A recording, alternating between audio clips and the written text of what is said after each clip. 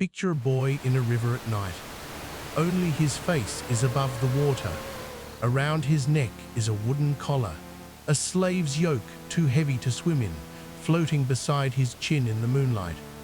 On the bank, a few steps away, men are hunting him.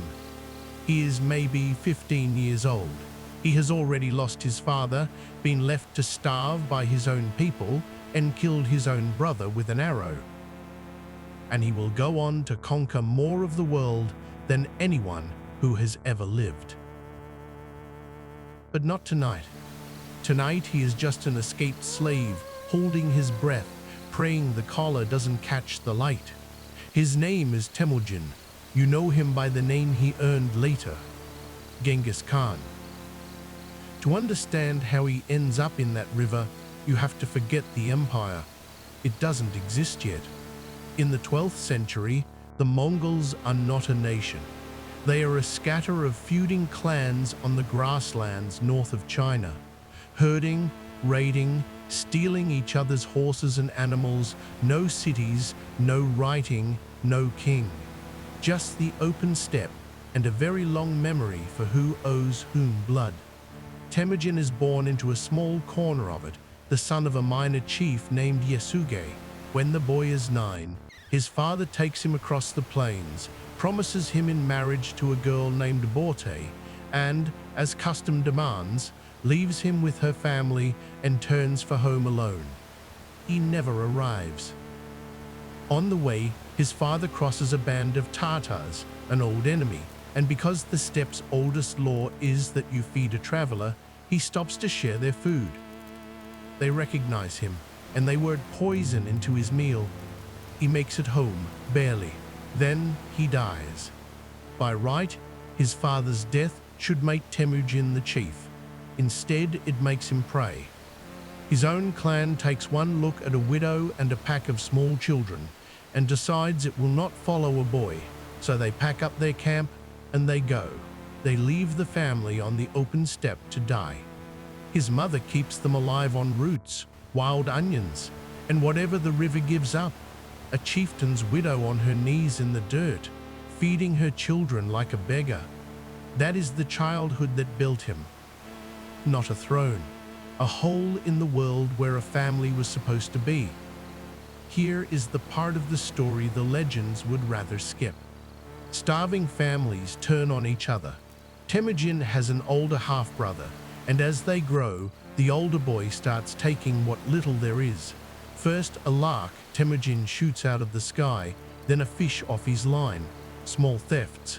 But when you are this close to starving, a stolen fish is not small. So Temüjin and his younger brother do something you will not find on a hero's resume. They stalk their brother across the camp from two sides, the way hunters close on a deer, and they kill him with arrows. Sit with that for a moment. Before the empire, before the legend, the boy in the river is a boy who murdered his own brother over food. The steppe has already taught him its cruelest lesson, that the people closest to you will take what is yours, and that mercy is a thing you can only afford once you are safe. He is not safe. And soon he is not even free. The same clan that left his family to die decides that a chief's son growing up wild is a loose end. They come for him. This time they take him.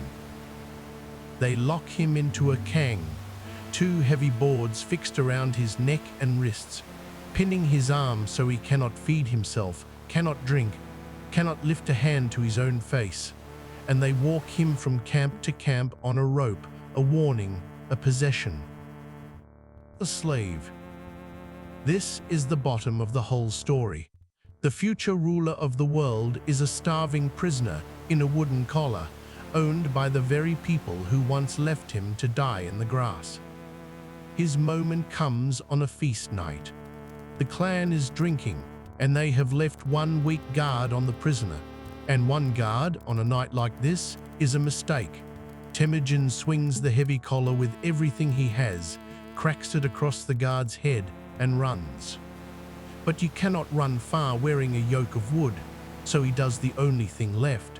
He wades into the river, lies back, and lets the black water swallow all of him but his face, the collar drifting at his chin, the current hiding the rest. And he waits. The shouting spreads. The torches come down to the bank. This is the moment the whole story turns on. Not a battle, a choice. One of the searchers is a man from a lesser clan named Sorkin Shira. He walks the bank in the dark and he sees it, a pale face on the water and the collar. He knows in an instant exactly what and who he is looking at, and he decides to say nothing. He leans close and tells the boy quietly that it is exactly this nerve, this fire, that makes the clan fear him and that he should stay hidden. Then he straightens up and walks the other searchers the wrong way.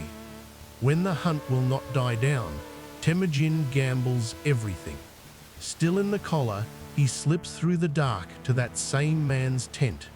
Sheltering him is a death sentence for the entire family. They take him in anyway. They bury him under a cart piled with raw wool for 3 days in the summer heat, while search parties pass a few feet away.